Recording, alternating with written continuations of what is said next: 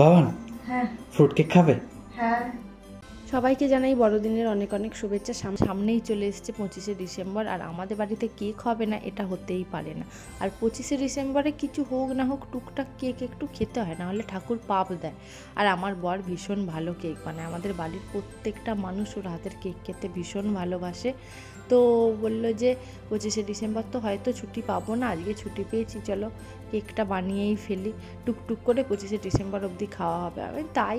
আমি তো এক পায়ে রাজি। আর এখানে মালাইকে দেখুন না কি করছে, এখানে মানা কি হচ্ছে মানায়।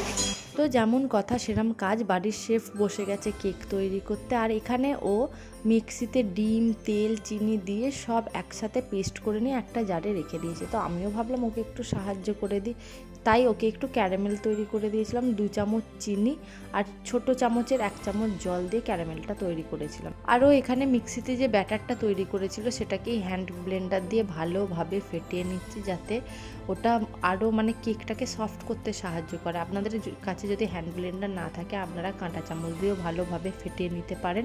ওটা একটু সময় সাপেক্ষ ঠিক কথা, কিন্তু যত ফ্যাটাবেন ব্যাটারটা যত স্মুথ হবে তত কেকটা খেতে ভালো লাগবে। তো চলুন ওর মুখেই পুরো রেসিপিটা শুনে নিন কি কি লাগবে না লাগবে। বেকিং পাউডার দিচ্ছি, বেকিং পাউডার একটু বেশি করে দিতে হবে, হাফ চামচ মতো দিতে হবে, হাফ চামচ মতোই দিতে হবে। বেকিং সোডা ইউজ করবো একদম একটুখানি, প্রায় 1 চিমটা বলা চলে, ঠিক আছে? বেশি ইউজ করলে একটা বেকিং সোডার গন্ধ আসে।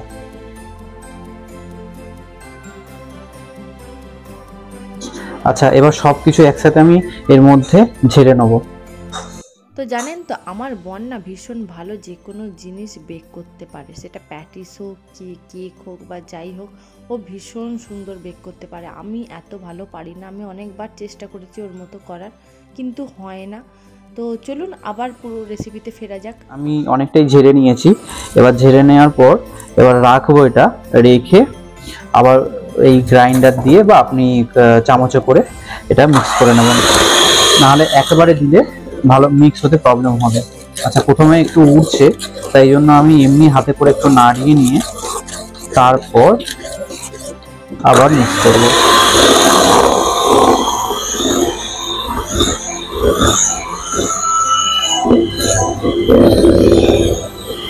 আচ্ছা, প্রথমবারে আমি মিক্স করে নিলাম, এবার দ্বিতীয়বারে আবার ময়দাটা দেবো। আচ্ছা, মনে রাখতে হবে কোনো লাম্পস যেন না থাকে, এই লাম্পস যাতে তৈরি না হয় ওই জন্যই আমি আস্তে আস্তে কিছু কিছু করে এই ঝেড়ে ডাইরেক্ট দিচ্ছি। আপনারা যদি ঝেড়ে ডাইরেক্ট না দেন তাহলে লাম্পস হওয়ার চান্স থাকে। আচ্ছা, যদি এরকমভাবে পড়তে অসুবিধা হয় আপনার চামচের হেল্পও নিতে পারেন। আবার দিলাম, পুরোটা দিইনি, এবারেও আবার মিক্স করে নেবো। প্রথমে এরকম করে মিক্স করে নিচ্ছি যাতে লাম্পস না তৈরি হয় আর যাতে না ওড়ে। এরপরে আবার মিক্সার চালাবো।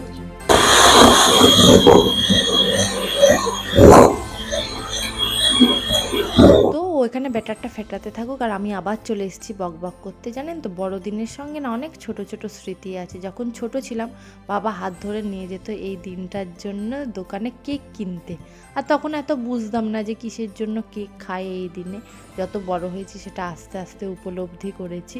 আপনাদের বড়দিনের সঙ্গে জড়িয়ে থাকা কি কি গল্প আছে আমার সাথে শেয়ার করবেন কিন্তু।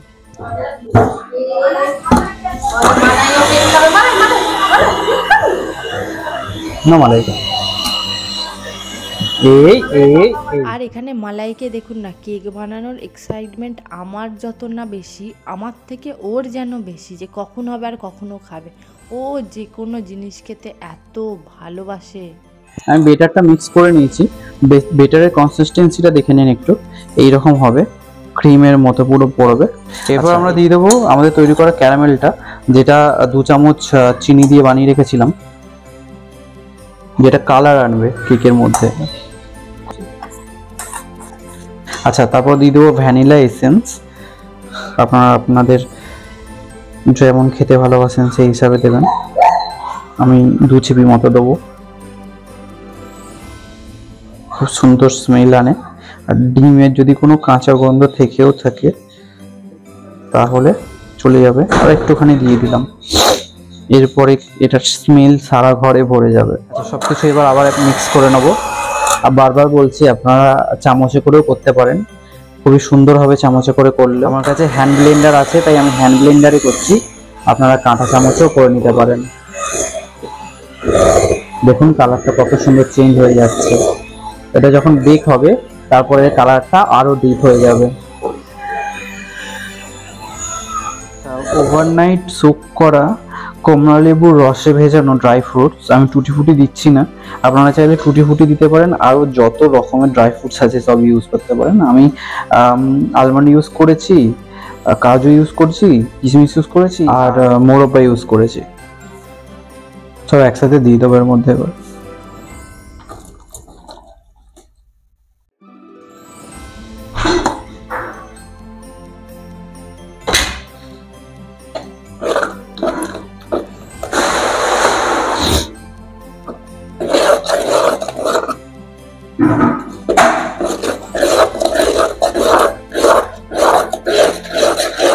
আমাদের কেক মিক্স রেডি হয়ে গেছে, এবার এটা ঢাকা দিয়ে আধ ঘন্টা মতো রেখে দেবো। আচ্ছা, আমি তৈরি করে নিয়েছি একটা বাটার পেপার টাইপের, একটুখানি এমনি পেপার দিয়ে তারপরে তেল দিয়ে দিয়েছি, আপনারা চাইলে বাটার দিতে পারেন। এবার আমাদের মিক্সারটা এর উপর ঢেলে দেবো।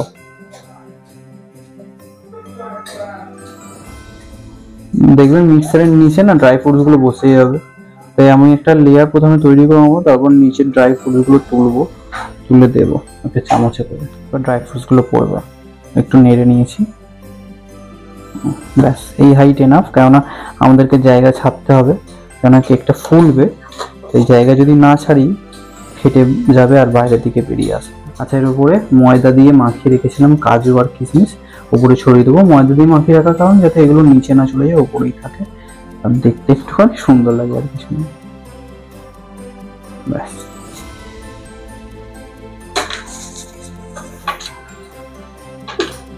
আচ্ছা, এবার ওটিজির ভেতর ঢুকিয়ে দেবো।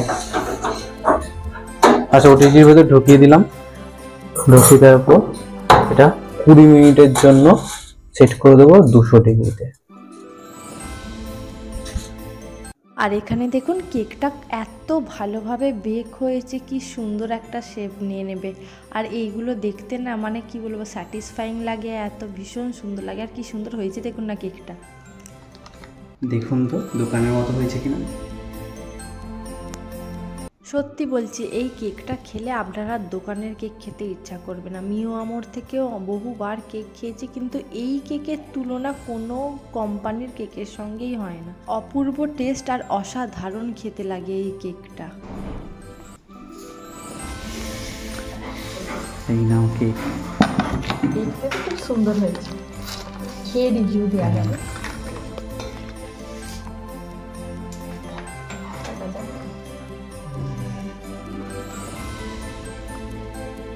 হেভি হয়েছে, ভীষণ নরম হয়েছে। কি বলো? হেভি হয়েছে, একদম সব ঠিক আছে। আমাদের বাড়ির যে বড় হিন্দু তাকে আগে দেওয়া হোক। বলছে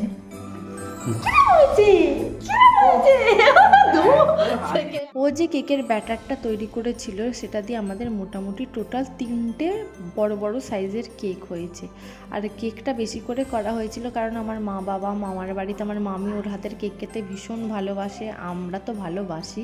আর এখানে সপরিবারে মিলে আমরা কেক খাচ্ছিলাম। আর মালাইকে দেখুন না, এদিক ওদিক করছে, যে ওই দিক থেকে একবার গিয়ে মায়ের কাছ থেকে খাচ্ছে, আমার কাছ থেকে একবার খাচ্ছে। ও এত ভালোবাসে জানেন তো, কোনো কিছু রান্না বানানোর থেকে সপরিবারে খাওয়ার যে আনন্দটা সেটা যেন আরও বেশি কোনো জিনিস বানানোর থেকে। আর তার মধ্যে সবাই যদি বলে খেতে খুব ভালো হয়েছে, তাহলে সেটার তো আর কোনো কথাই নেই।